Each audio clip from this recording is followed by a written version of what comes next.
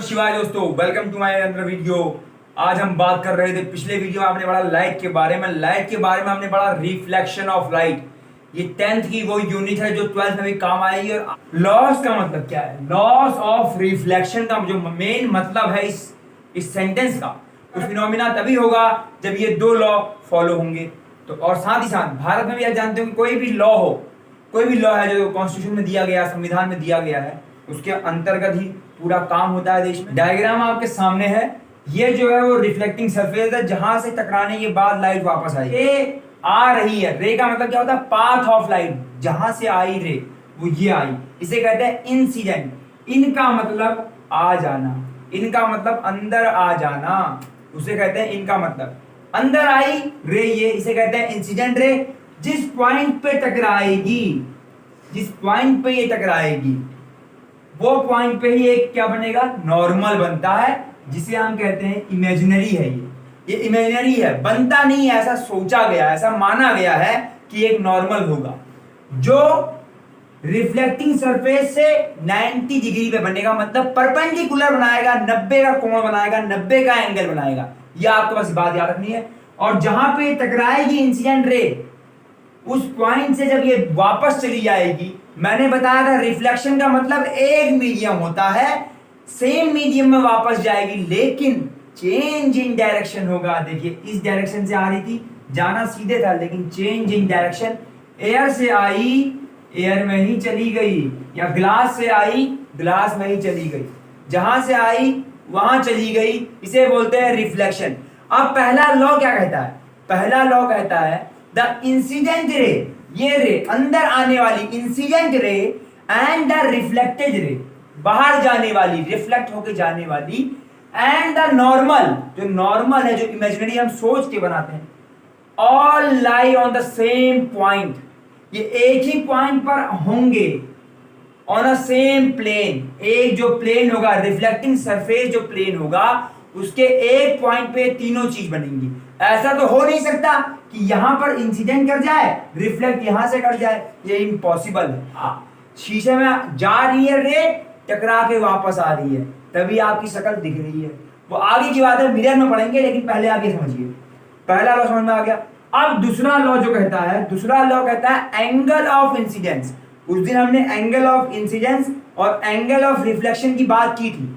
Angle of incidence क्या होता है? ये एंगल, पहला वाला ये एंगल, ये the angle between the imaginary normal, जो हमने इमेजिन किया है, एंड द इंसिडेंट रे, उसे ही कहते हैं एंगल ऑफ इंसिडेंस।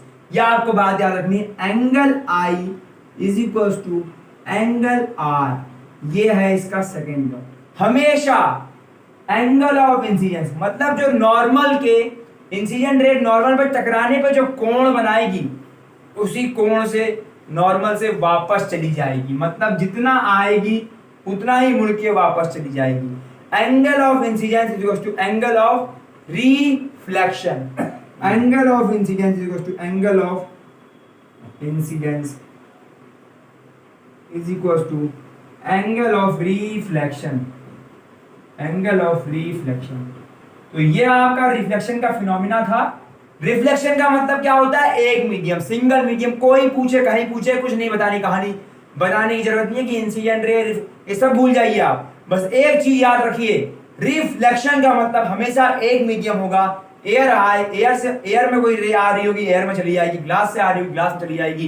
पानी से आ रही होगी, पानी में चली जाएगी। आगे बढ़ते हैं सबसे खतरनाक चीज, जिसका नाम है रिफ्रैक्शन ऑफ लाइट। ओम नमः शिवाय। ये चलते हैं दूसरे टॉपिक की तरफ, जिसका नाम है रिफ्रैक्शन ऑफ लाइट। इसकी बात करूंगा, सीरीज आ रही है, लेकर आ रहा हूं आपके लिए सीरीज। आईएसएससी हो, सीबीएसई हो, कोई भी स्टेट बोर्ड हो, डरना नहीं है। डरेंगे तो फिजिक्स से आपको डर लगेगा, उससे कहना आजा बेटा मार मुझे, और फिर देखिए मजा आ जाएगा पढ़ने में। मैं कहता हूं कोई भी चीज आपको नहीं आती है, पहले उस वर्ड को देखिए, वो सेंटेंस को देखिए। अगर कोई सेंटेंस हो तो सेंटेंस को देखिए, वर्ड है तो वर्ड को देखिए, और उसको तोड़ने का प्रयास करिए। यहां पर क्या हो रहा है? रिफ्रैक्शन से मिलकर क्या बना? Refraction of light. अब रिफ्रैक्शन का मतलब क्या होता है? मैं बात करूं 5 अनार की, आपको मैंने 5 अनार दिए। अनार फल जो होते हैं, खाते होंगे आप सब। 5 अनार आपको दिए और कहा कि 2 अनार एक किसी और को दे दो। तो आपके पास क्या हुए, अब 3 nr बचे, तो ये फ्रैक्शन में आ जाएगा। आपने 2 दिए तो 2/5 फ्रैक्शन में आएगा। रिफ्रैक्शन का मतलब बांट देना, रिफ्रैक्शन का मतलब है बांट देना, मतलब डिस्ट्रीब्यूट कर देना, डिस्ट्रीब्यूट कर देना, लाइट को बांट देना, लाइट को बांट देना। अब लाइट को पार्ट्स में बांट देना, पार्ट्स। अब यहां पर सवाल यह आता है, आज तक तो आपको समझ में नहीं आया होगा कि पार्ट्स में कब कैसे बढ़ सकती है लाइट। यहां पर लाइट 2 पार्ट्स में बट जाती है, ये बात आप हमेशा याद रखिए, 2 पार्ट्स में बढ़ जाएगी। और सबसे बड़ी बात, अभी आगे पूरा समझेंगे, डायग्राम के साथ समझाऊंगा पार्ट्स में कैसे बढ़ रही है और प्रूव करके दिखाऊंगा कि इसका नाम रिफ्रैक्शन ही क्यों दिया गया है। बहुत मजा आने वाला है, वीडियो पर बने रहिए। जब रिफ्रैक्शन की बात हो तो वहां पर सिंगल मीडियम कैसे काम कर सकता है, आप खुद सोचिए।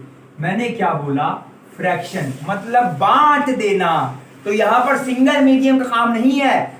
आप किसी चीज को कब बांटेंगे, जब दूसरा आदमी भी वहां मौजूद होगा। जैसे आप सेब बांट रहे हैं तो 2 लोग होने चाहिए, अनार बांट रहे हैं तो 2 लोग होने चाहिए, तभी हम फ्रैक्शन में बात कर पाएंगे।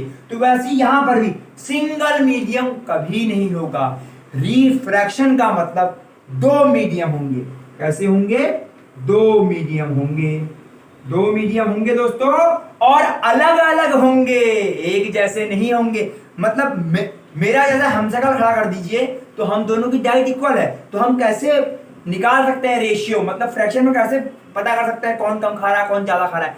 अगर हमें पता करना है कि हम दोनों में अंतर क्या खाने का, तो हमें अलग आदमी रखना पड़ेगा। मैं जैसा भी हूं, एक मोटे आदमी को रखना पड़ेगा, और तब पता चलेगा कि कैसे बांटा गया। तो वैसे 2 मीडियम होने चाहिए, लेकिन यहां पर कंडीशन सेम नहीं होने चाहिए, मीडियम सेम नहीं होने चाहिए,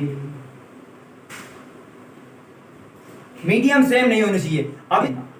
अब लाइट एनर्जी है, law of conservation of energy क्या कहता है, कभी भी लाइट खत्म नहीं हो सकती, एक चीज से दूसरी चीज में जाएगी लेकिन खत्म नहीं होगी। कोई भी एनर्जी है कभी डिस्ट्रॉय नहीं होती। पहली कंडीशन आपके सामने रख रहा हूं, 2 मीडियम, 2 मीडियम हो और दोनों अलग अलग हों। अब दोनों क्या हों, अलग अलग हों, ये सब कंडीशन है इसकी, ये सब कंडीशन कहीं नहीं दी गई है, लेकिन ये कंडीशन ढूंढनी पड़ेगी, आपको कंसेप्ट में घुसना पड़ेगा, तब लाइट समझेंगे। ये नहीं बल्ब जला दिया जल गया, पंखा चल रहा हवा आ गई, अरे कैसे आई भाई। तो ये सोचिए मीडियम कितने होने चाहिए, 2 होने चाहिए, मीडियम अलग अलग होने चाहिए। मतलब अगर एक पानी है तो एक हवा होनी चाहिए, हवा से लाइट पास कर रहे हैं, पानी के आर पार चली जा रही है, तब 2 मीडियम की बात होगी। ये नहीं है हम छत में खड़े हो जाएं, लाइट लेके जला रहे हैं इसे, चारों तरफ कह रहे हैं ये इस छत से उस छत में चली गई, एक मीडियम से दूसरे में। अरे भैया ये भी हवा है वो भी हवा है, सब हवा है। हाँ, हवा से ग्लास से पास कराइए, हवा से पानी से पास कराइए, पानी से ग्लास में पास कराइए, तब 2 मीडियम होंगे। दोनों मीडियम अलग अलग होने चाहिए, अलग अलग, अलग अलग होने चाहिए।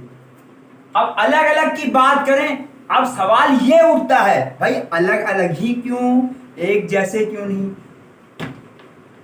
अलग अलग का मतलब स्पीड ऑफ लाइट दोनों मीडियम में अलग अलग हो जाएगी। स्पीड ऑफ लाइट मतलब लाइट की तीव्रता, कितनी तेजी से लाइट आ रही है, वो दोनों मीडियम में अलग अलग हो जाएगी। स्पीड ऑफ लाइट अलग अलग हो जाएगी।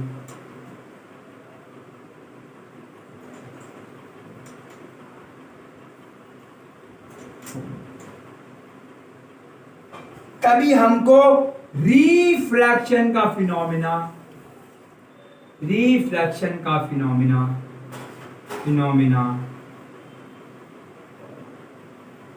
देखने को मिलेगा। अब आप कहेंगे भाई एक ही मीडियम क्यों नहीं हो सकता, मतलब 2 मीडियम तो हम ले लें लेकिन सिमिलर ले लें। जैसे मान लीजिए हमने एक कोई ग्लास स्लैब लिया, पढ़ते आ रहे हैं ग्लास स्लैब तो कॉमन हो गया आप लोग के लिए, लैब में पढ़ा रहता है, लड़कों के साथ जाते होंगे तो टपियाते होंगे एक दो, तो कॉमन बात, हर स्कूल की बात है वो। लेकिन ध्यान दीजिए, टीचर पूछती है क्लास में what is refraction, it is the phenomena of light. खड़े होके बिल्कुल आप आंसर देते हैं, ताली बजा दी टीचर ने, आप ऐसे तान के थोड़ा 2-3 लड़कियों को देखा इधर उधर और यूं सीना तान के खड़े हो गए। एक ग्लास स्लैब ऊपर था, मैंने क्या कहा 2 मीडियम होने चाहिए, एक ग्लास स्लैब नीचे लगा दिया, 2 ग्लास स्लैब हो गए, 2 मीडियम हो गए, लेकिन दोनों क्या है, सेम मीडियम है, एक जैसे आर पार हो गई। देखिए कहीं पर भी रिफ्लेक्शन नहीं हुआ, कहीं पर कुछ नहीं हुआ। यहां पर फिनोमिना, यहां पर एक फिनोमिना होगा, यहां पर एक फिनोमिना होगा, लेकिन हमने बात किनकी करनी थी, कंपैरिजन किसका कर रहे थे हम, 2 ग्लास स्लैब का, इसलिए यहां रिफ्लेक्शन नहीं होगा। रिफ्लेक्शन का मतलब है बांट देना, आपस में लाइट को तोड़ के बांट देना। ये ग्लास है, ये एयर है, दोनों अलग अलग मीडियम है, दोनों में स्पीड ऑफ लाइट अलग अलग हो गई। बात करेंगे किस पे डिपेंड करती है speed of light, refractive index, density, optical density, सबकी बात यहां पर होगी। बस बने रहिए सीबीएसई वाला के साथ। सवाल ये उठता है भाई, एक मीडियम से आ रही थी, दूसरे में जा रही थी, ये मीडियम लेकिन कैसा होना चाहिए, ट्रांसपेरेंट होना चाहिए। मीडियम हमेशा रिफ्लेक्शन के लिए ट्रांसपेरेंट होना चाहिए। ट्रांसपेरेंट मीडियम होंगे, 2 ट्रांसपेरेंट मीडियम होंगे तभी तो लाइट पास करेगी। अगर ट्रांसल्यूसेंट हुआ तो पूरी नहीं पास कर पाएगी, ओपेक हुआ तो पास ही नहीं करेगी। अब मैं इसकी जगह दरवाजा रख दूं, उसमें लाइट मार रहा हूं, बाहर नहीं जा रही है, अरे कैसे जाएगी।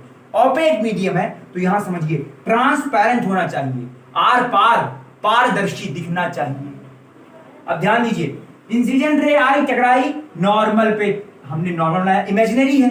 अब सवाल सबके लिए है, क्या इसमें रिफ्लेक्शन होगा? जी बिल्कुल होगा, कुछ पार्ट रिफ्लेक्ट कर जाएगा, लेकिन डायग्राम में नहीं दिखाते, समझना है बात को। कुछ पार्ट रिफ्लेक्ट, अगर रिफ्लेक्शन ना होता तो लॉ गलत हो जाता कि जब इंसिडेंट रे आती है नॉर्मल बनता है, वापस चली जाती है, एयर से आई एयर में ही चली गई। इसका मतलब रिफ्लेक्शन में दोनों फिनोमिना हो रहे हैं, रिफ्लेक्शन भी हो रहा है, पहले केस में देख लिया।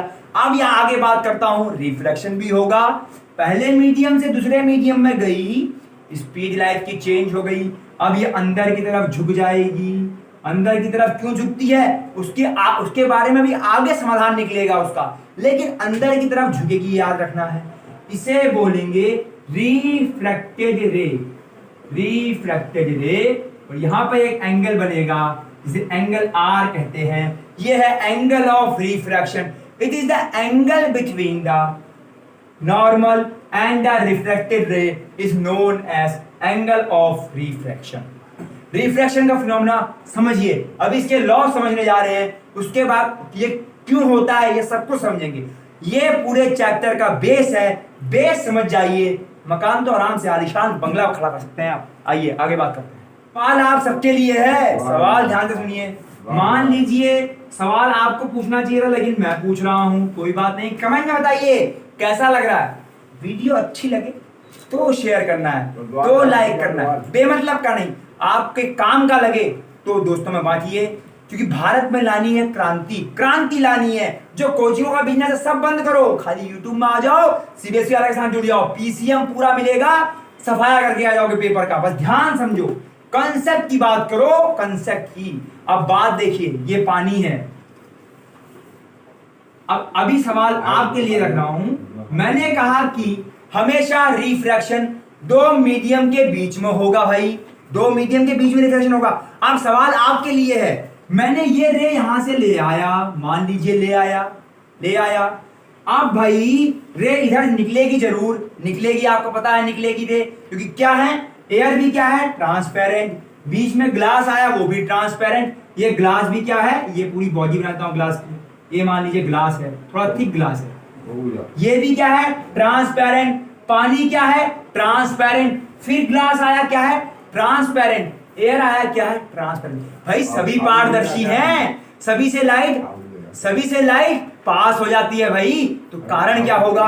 अब सवाल आपके लिए है, मैंने कहा रिफ्रैक्शन तभी होगा जब 2 मीडियम होंगे, 2 से ज्यादा होंगे रिफ्रैक्शन नहीं होगा।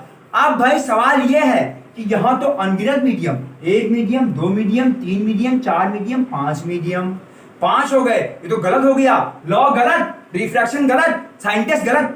नहीं भाई, खेल है, इतने महान थे, खेल है, आपको समझना है बस। अब ध्यान दीजिए, पहला मीडियम कौन सा हुआ, एयर हुआ।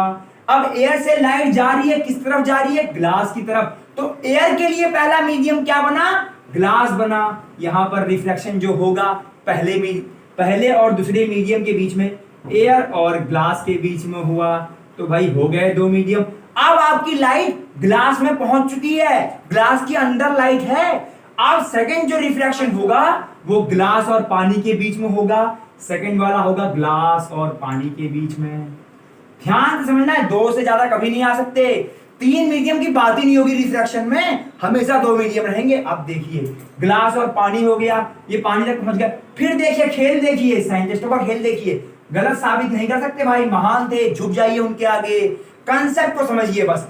अब फिर क्या हुआ, पानी और ग्लास आ गए भाई, अब तो लाइट पानी में जा चुकी है ना, पानी से ग्लास में जा रही है, पानी और ग्लास आ गए भाई, यहां पर भी दो मीडियम। अब आगे समझिए, अब आपकी लाइट यहां ग्लास के अंदर पहुंच गई है, फिर उसके बाद ग्लास से कहां जाना है उसको, फिर एयर में जाना है, फिर दो मीडियम। यही खेल था बस, समझिए कंसेप्ट को समझिए। ये सवाल कहीं भी रख दीजिए, हालत खराब हो जाएगी सबकी। बहुत कंसेप्ट का सवाल है, सोचने पर आएगा, थिंकिंग बढ़ाइए, नॉलेज बढ़ाइए। अब ध्यान दीजिए, हर जगह आपके लिए चैलेंज है, चैलेंज कर रहा हूं, ये सवाल कहीं पूछिए, किसी से पूछिए, ध्यान दीजिए, हर जगह दो मीडियम है भाई। इतना बड़ा सवाल, मात्र दो मीडियम, ये दो मीडियम, ये दो मीडियम, ये दो मीडियम, ये दो मीडियम। आया ना मजा? यही है रिफ्रैक्शन, यही है मजेदार चीजें के लिए। जय शंकर, जय महाराज।